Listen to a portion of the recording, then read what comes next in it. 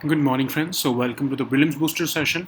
आज का पहला टॉपिक है ग्रॉस टैक्स कलेक्शंस। तो कंट्री जो है हमारी उसमें गवर्नमेंट ने जो है बहुत अच्छे जो है वो highest record of taxes collect किया है इस साल। 2021 और 22 की फिगर्स ये कह रही हैं कि 27.1 लाख करोड़ रुपीस के टैक्सेस हमने कलेक्ट किए हैं। तो इससे हमें ये पता लगता है कि हमारी इकोनॉमी में रिकवरी तो हो ही रही है और गवर्नमेंट को भी जो है टैक्स रेवेन्यू कलेक्ट करने में जो है वो ट्रांसपेरेंसी की वजह से ज़्यादा टैक्स कलेक्ट कर पा रही है। ठीक है, बहुत अच्छी पॉलिसीज़ बनाई है गवर्नमेंट ने इनकम टैक्स के लिए, कॉर्पोरेट टैक्स के लिए, कस्टम्स, जीएसटी के लिए। उसकी वजह से क्या हो रहा है, कंप्लायंस राइज हो रही है, तो लोग टैक्स ज़्यादा पे कर रहे हैं। तो गवर्नमेंट ने तो एस्टिमेट ये लगाया था कि हम इस साल 22.2 लाख करोड़ रुपए जो है वो कलेक्ट करेंगे टैक्स से, लेकिन पहली बार ऐसा हुआ कि 27.1 लाख करोड़, गवर्नमेंट के एस्टिमेट से भी 5 लाख करोड़ ज़्यादा गवर्नमेंट ने जो है वो टैक्स कलेक्ट कर लिया। तो अब इससे फिगर से पता लग रहा है कि पिछले साल हमने 20.3 लाख करोड़ टैक्स कलेक्ट किया था, तो उससे 34% ज़्यादा ग्रोथ हमको देखने को मिली है टैक्स कलेक्शन में। अब इसके अंदर अच्छी चीज़ जो है वो ज़्यादा ये है कि 49% जो है वो डायरेक्ट टैक्सेस में कलेक्शन की ग्रोथ है और 20% ग्रोथ जो है वो जो है इनडायरेक्ट टैक्सेस में जो है वो हुई है। अब क्यों अच्छी चीज़ ये क्यों है, क्योंकि डायरेक्ट टैक्सेस जो है वो रिच के ऊपर ज़्यादा उसका फ़र्क पड़ता है। इनडायरेक्ट टैक्सेस का जो भार है वो पुअर पे आता है। तो अगर हम डायरेक्ट टैक्सेस को ज़्यादा बढ़ाएंगे तो वो हमारी इकोनॉमी के लिए ज़्यादा अच्छा है। तो क्यों ज़्यादा कलेक्शन हुई है, तो एक तो देखो कि आपकी highest tax to GDP ratio जो है वो हमारी पहुंची आज तक की 11.7%। टैक्स बेयोंसी क्या होता है कि टैक्स रेवेन्यू कितने हुए हैं as compare to GDP growth, तो वो भी हमारी जो है बहुत हेल्दी फिगर पे पहुंच गया है, 1.9 पे पहुंच गया है। और इसमें भी अच्छी चीज़ ये है कि 2.8 ये डायरेक्ट टैक्सेस के हिसाब से है, 1.1 जो है ये इनडायरेक्ट टैक्सेस के हिसाब से है। कॉर्पोरेट टैक्सेस भी बहुत ही ज़्यादा अच्छे जो है हमारी कलेक्शन हुई है, 8.6 लाख करोड़ की कॉर्पोरेट टैक्स की कलेक्शन हुई है। और इवन जो सीजीएसटी क्या होता है, सेंट्रल शेयर जो होता है जीएसटी का, उसको सीजीएसटी कहते हैं, सेंट्रल जीएसटी। तो वो भी जो है 4.6 लाख करोड़ जो है वो लास्ट ईयर था, जो उससे बढ़कर 5.9 लाख करोड़ इस साल हो गया है। कस्टम्स ड्यूटी तक में भी हमको 48% ग्रोथ देखने को मिली है। तो ये सारी चीज़ें क्यों हो पा रही हैं, हर ओवरऑल हमको हर जगह पे क्यों ग्रोथ देखने को मिल रही है, क्योंकि गवर्नमेंट ने टेक्नोलॉजी को बहुत यूज़ किया है और उसकी वजह से बेटर कंप्लायंस भी हुई है और गवर्नमेंट को रेवेन्यू भी अच्छा मिल गया है। ठीक है, तो ये हमको देखने को मिल रहा है कि अगर हम टेक्नोलॉजी का यूज़ करते हैं और अपने हम टैक्स जो हमारे सिस्टम्स है उसको सिंप्लीफाई करेंगे अगर, तो हमारी जो है टैक्स कलेक्शन ज़्यादा अच्छी हो सकती है।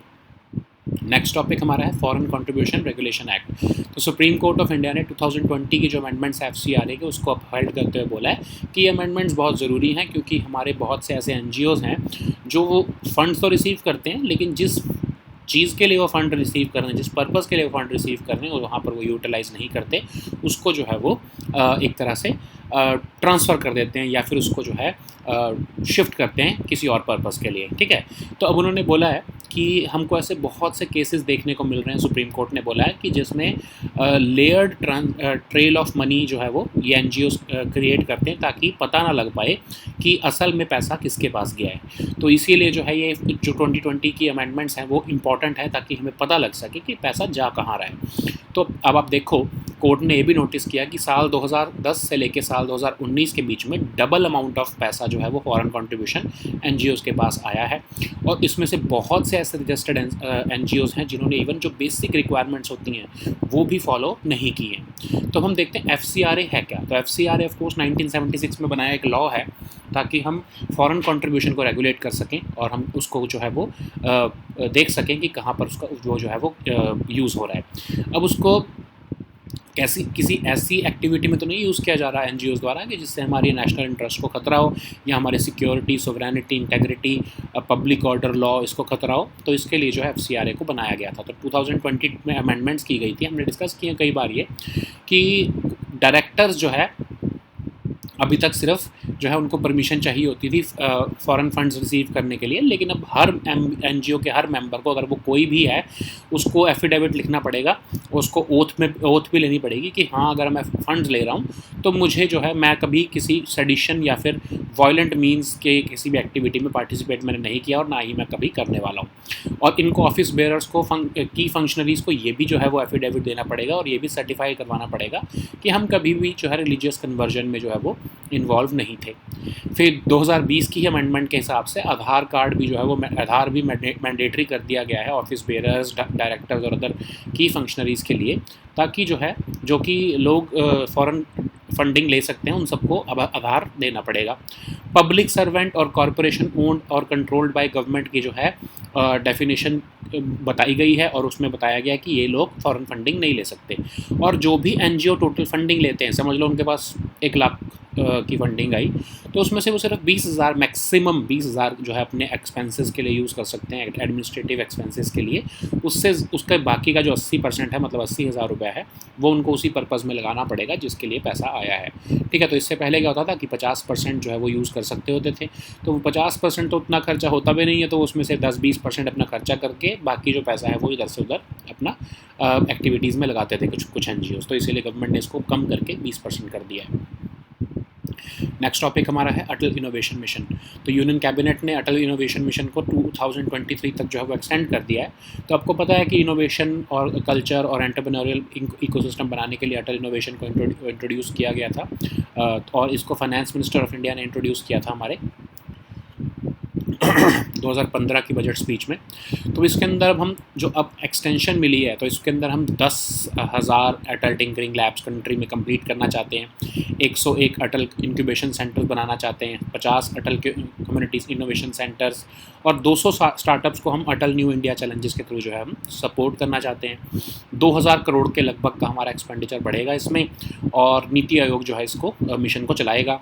अब इकोसिस्टम बना रहा है कंट्री में हमारे ये, जिससे कि जो हमारे स्कूल से लेके university level, research institutions level, MSME, industry, हर जगह पर जो है इकोसिस्टम बन जाए इनोवेशन का और एंटरप्रेन्योरशिप का। ठीक है, न्यू चीज़ें जो हैं वो न्यू प्रोडक्ट सामने आए, न्यू टेक्नोलॉजीज सामने आए, उसके लिए जो है ये इकोसिस्टम बनाकर दे रहा है।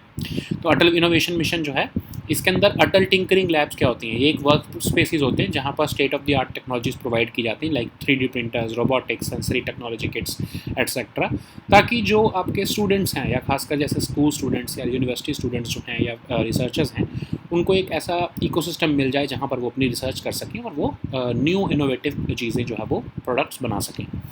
तो नेक्स्ट टॉपिक हमारा है अवसर स्कीम। तो अब जो हमारे एयरपोर्ट्स अथॉरिटी ऑफ इंडिया है, उन्होंने विमेन आर्टिसंस और क्राफ्ट्समैन को सपोर्ट करने के लिए अवसर स्कीम निकाली है। इसका नाम है airport as venue for skilled artisans of the region. अब इसके अंदर होगा क्या कि कुछ एरिया जो है अपने एयरपोर्ट का जो है, एयरपोर्ट अथॉरिटी ऑफ इंडिया जो है वो ऐसे सेल्फ हेल्प ग्रुप्स को, जो कि विमेन आर्टिसंस या क्राफ्ट्समैन द्वारा चलाए जा रहे हैं, उनको दे देंगे, ताकि वो अपने प्रोडक्ट्स को या सेल्फ मेड प्रोडक्ट्स जो उनके हैं वो उसको शोकेस कर सकें और उसको बेच सकें। ठीक है, तो उनको अब ऐसे बहुत सारे एयरपोर्ट्स हैं, जैसे चेन्नई एयरपोर्ट, अगरतला, देहरादून, कुशीनगर, उदयपुर, अमृतसर एयरपोर्ट, यहाँ पर जो लोकल सेल्फ हेल्प ग्रुप्स थे उनको जगह दी गई है, 100 से 200 स्क्वायर फीट की जगह दी गई है, ताकि वो अपने प्रोडक्ट्स को जो है वो यहाँ पर मार्केट कर सकें और शोकेस कर सकें और इवन बेच भी सकें। ठीक है, तो ये अवसर स्कीम है। नेक्स्ट टॉपिक हमारा है MH-60R हेलीकॉप्टर्स। तो अब इंडियन नेवी की एयर क्रू गई हुई है सैन डिएगो में, और वहाँ पर MH-60R मल्टी रोल हेलीकॉप्टर्स के ऊपर उनकी ट्रेनिंग हो रही है।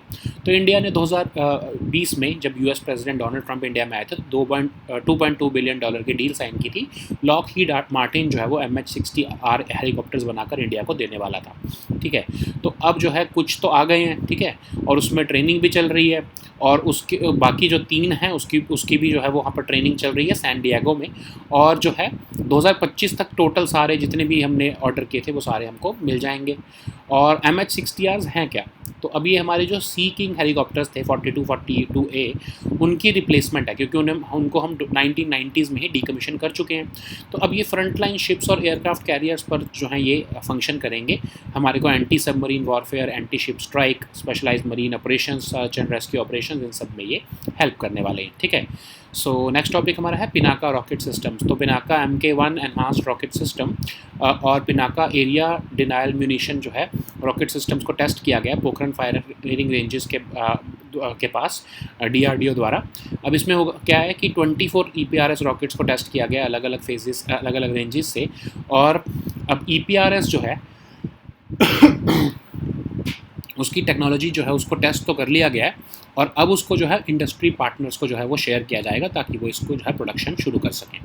अब ये एक upgraded version of Pinaka variant missile है EPRS।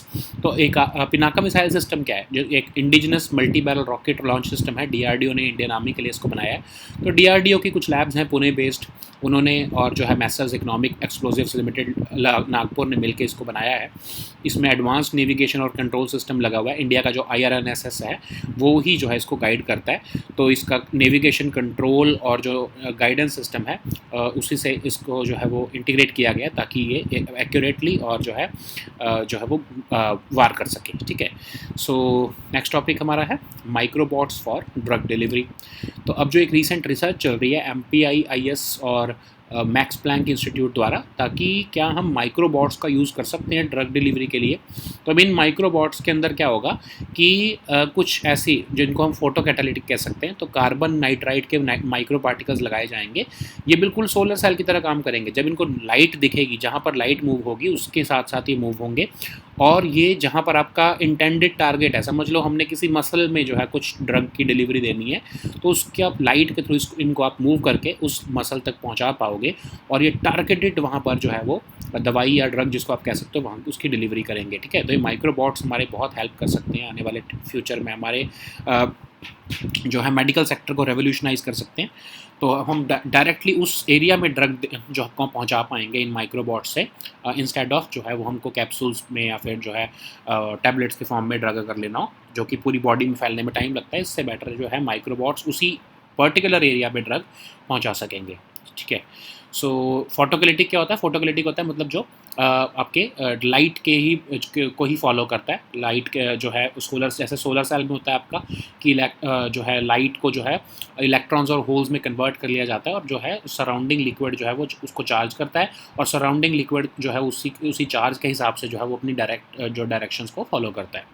सो नेक्स्ट हमारा टॉपिक है सोइंग ऑफ मेज़। तो अभी पंजाब एग्रीकल्चर डिपार्टमेंट जो है उन्होंने बोला है कि लगभग 35,000 हेक्टेयर का जो एरिया है पंजाब में, वहाँ पर जो है मेज़ की कल्टीवेशन की जा रही है।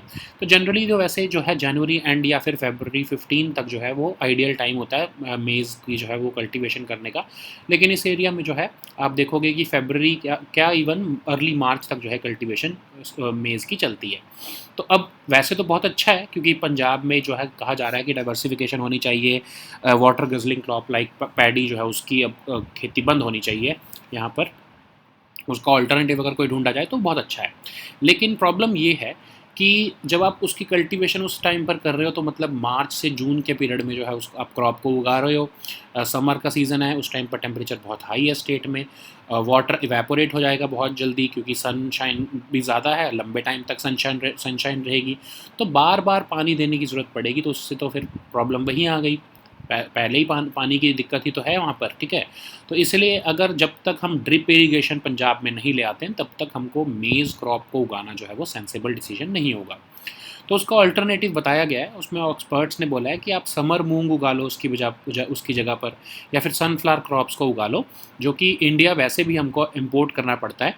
तो उसके लिए अगर आप ये समर मूंग और सनफ्लावर क्रॉप्स को उगाया जाएगा तो वो हमारे लिए ज़्यादा बेटर रहेगा ऑप्शन। ठीक है। So now let us see all these topics in English. So the first topic is gross tax collections. So India has seen a big surge in tax collections, and we have recorded a high tax revenue of about 27.1 lakh crore for the year 2021 and 22. So the trend of this recovery economy and tax revenues of the government will continue to grow because government has made some impressive changes in the direct tax regime as well as the indirect tax regime. So robust revenues from income tax, corporate tax, customs and GST is showcasing that we have been witnessing the strong economic recovery, and due to rising compliance also the tax revenues are rising. So government estimated, according to the union budget, the government estimated that they will be able to collect 22.2 lakh crore in this period. But of course, this 27.1 lakh crore is much beyond their own expectation.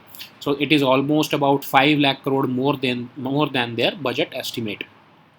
So this growth of 34% over last year's revenue collection of 20.3 lakh crore is very impressive. The big news or the good news is that this surge has been taken ahead by the surge in direct taxes. Almost 49% surge has been witnessed in direct taxes, and 20% growth in indirect taxes has been witnessed. Why this surge in direct taxes is welcome? Because the rich people pay direct taxes. Uh, the incidence of tax or the uh, uh, actual weight of the tax or direct taxes fall on the rich people, whereas the indirect taxes, the weight of the indirect taxes fall disproportionately on the poor people. That's why we want to increase our direct taxes so that the poor will have to share a little less that in the tax kitty. Okay, so why this 2021 and 22 is important? Because we have also witnessed highest tax to GDP ratio, about 11.27%. Even the tax buoyancy means growth in tax revenues as compared to the growth in GDP. It is also very good, 1.9% in this figure. Also 2.8 is for direct taxes and 1.1 is for indirect taxes. Corporate taxes have also grown very good. 8.6 lakh crore is the collection for this year. Last year it was just 6.5 lakh crore. Even indirect taxes, in the indirect taxes, CGST, the central share of GST, has seen an increase from 4.6 lakh crore to now 5.9 lakh crore. Even the customs duty has seen an impressive growth of about 48%. So why all this is happening? Because the government has adopted technology. So technology and simplification of tax regime has allowed better compliance and better revenues for the government. Okay. So the next topic is Foreign Contribution Regulation Act. So Supreme Court of India has upheld the 2020 amendments of in the FCRA. So what did the court observe? So court said that many NGOs have been receiving the funds, but they do not utilize the foreign funds for the purpose for which they have registered themselves. So there has been multiple cases of successive transfers and a creation of layered trail of money, which makes it very difficult for the government to trace the flow and final utilization of the foreign contribution. So that's why it is important that these amendments were made to safeguard the sovereignty and integrity of the country as well as the public order. So the court also observed that there has been an inflow of the inflow of foreign contribution in the country has almost doubled between 2010 and 2019. So this also, of course, necessitates these amendments, especially because many registered associations have failed to comply with even the basic statutory formalities. So what is this FCRA? So you know that FCRA was initiated or enacted in 1976 to regulate the acceptance and utilization of foreign contribution. So the aim of this act is to regulate the acceptance and utilization of foreign contribution or foreign hospitality by certain individuals or organizations. So this act actually aims to prohibit any activities which are detrimental to our national interest. So what were the recent amendments in the year 2020? We have already discussed about it many times, but let us also see it once again. So earlier only directors had to take permission before receiving foreign funds, and they had to make a declaration. But now all people, every member of an NGO must under an oath and an affidavit must declare that they have never been involved in diverting foreign funds for sedition or advocating violent means. They must also declare that they have never been involved in prosecuting or they have never been prosecuted or convicted for religious conversions, and they would also have to provide Aadhaar before receiving any foreign donation. Public servants and corporations owned or controlled by the government have also been debarred from receiving any foreign donations. So also these NGOs have also been disallowed to utilize more than 20% of their total foreign funds for administrative expenses. Of course, the earlier limit was 50%. Now they cannot utilize more than 20% of their donations, their foreign donations in their administrative expenses. Okay, so the next topic is Atal Innovation Mission. So the Union Cabinet has extended the Atal Innovation Mission for till 2023.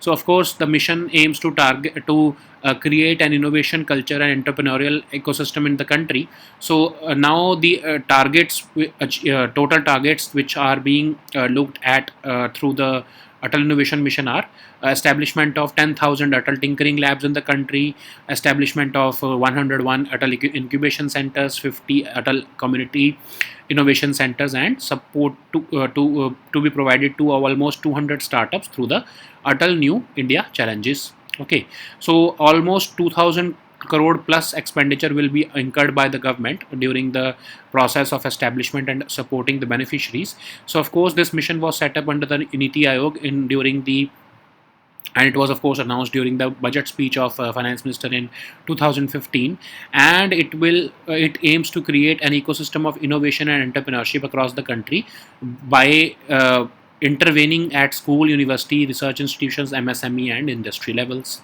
Okay, so what are these Atal tinkering labs? So these are basically sand pits or the workspaces where these school students or university students, research institutions, members of research institutions, they all can access the state of art technologies like 3D printers, robotics, etc. for their research and to contribute in making innovative products or designs for the industry. Okay. So the next topic is Afsar scheme. So Airports Authority of India has taken this initiative to support the women artisans and craftsmen of the country by allocating them a space in certain airports for selling their or showcasing their self-made products. So about an area of 100 to 200 square feet has been earmarked at airports which are run by Airports Authority of India. So certain airports like Chennai, Agartala, Dehradun, Kushinagar, Udaipur and Amritsar airport are some of the airports where this space has been allocated to these self-help groups so that they can sell their self-made products. Okay. So the next topic is MH-60R helicopters. So first batch of Indian Navy aircraft has successfully completed its training on the MH-60R multi-role helicopters near San Diego. So India signed this deal with the US in February 2020 when the then US President Donald Trump made a state visit to India, and these helicopters are built by Lockheed Martin, and the complete delivery of all these helicopters are expected to be completed by 2025. So of course we want to replace these the old Sea King helicopters which were decommissioned in the 1990s, and we want to replace them with these MH-60R helicopters. They will provide Indian Navy with enhanced offensive capabilities, including anti-submarine warfare, anti-ship strikes, specialized maritime operations, as well as search and rescue operations capabilities. Okay. So the next topic is Pinaka rocket systems. So Pinaka Mk1 and Pinaka area denial munition rocket systems have been recently successfully flight tested at Pokhran firing ranges by the DRDO. So about 24 EPRS rockets were tested from different ranges, and after this initial phase of technology absorption of EPRS by the industry, these new EPRS rockets have been tested, and now they will be shared with the industry partners for production of the rocket system. Okay. So this EPRS is basically the upgraded version of Pinaka variant. So Pinaka missile systems, what are they? So these are indigenous multi-barrel rocket launch systems developed by the DRDO for the Indian Army. It has been developed. These are developed by the Pune-based laboratories of DRDO, as well as they have been getting manufacturing support from Messrs Economic Explosives Limited, Nagpur. These are they have state-of-the-art systems, and they have advanced navigation and control systems. They are of course run by the Indian Regional Navigation Satellite System, that is the IRNSS. Okay. So the next topic is microbots for drug delivery. So a recent research is being conducted by MPI IS and Max Planck Institute for Solid State Research in Germany, and they are testing that if we can use light as a fuel to move microbots in real body conditions. So that what is the purpose of microbots? So they will basically carry the drug, or let's say even the vaccine in case that is to be injected, and these microbots will travel to that particular location where the drug has to be delivered. Okay, so this targeted drug delivery is very important because it will save time, and it will save the it will actually help the body to recover faster, because we are delivering the drug at the particular location where the drug needs to be reached. Okay, so these microbots will be self-propelled when energized by shining light. So this capability is called photocatalytic. Okay, so like in a solar cell, the incident light is converted into electrons and holes. Similarly, these charges will drive the surrounding liquid. So these electrons and holes will be charged by the light. They will drive the surrounding liquid to the particular location where the drug has to be administered. Okay. So the next topic is sowing of maize. So Punjab Agriculture Department has made an initial field report, and according to that report, about 35,000 hectares of land is being used for cultivation of spring or summer maize. So generally, the ideal time for sowing maize is between January end to February 15, and but farmers in the state are continuing to sow the maize till the end of February or even in early March. So of course, it is good news because Punjab needs to diversify its crops, because they have been dependent on paddy, but they must look for alternatives to save the dwindling water table. But of course, what is the problem with sowing maize? Because if you sow maize so late, it means that you are going to you have to take care of the crop between March to June, when the temperatures are very high in the state. The sunshine time is also very high, very much between 9 to 9.5 hours. So the water gets evaporated soon, and there is a requirement of frequent watering of the maize crop. So of course the purpose gets defeated, because already the water table is drastically low in the state of Punjab. So until or unless we develop drip irrigation facilities for the state of Punjab, this sowing of maize is a big no. Okay, so experts have suggested that this state of Punjab should rather move towards summer moong and sunflower crops, because these can be best alternatives to paddy crop. Because India already is importing 2.5 million tons of sunflower oil every year, and about 2.3 million tons of pulses. So these summer moong and sunflower crops can be the best alternatives to the paddy crop, instead of course, the maize. Okay. So these were our topics for today. We'll meet next time with new topics. Until then, goodbye and take care.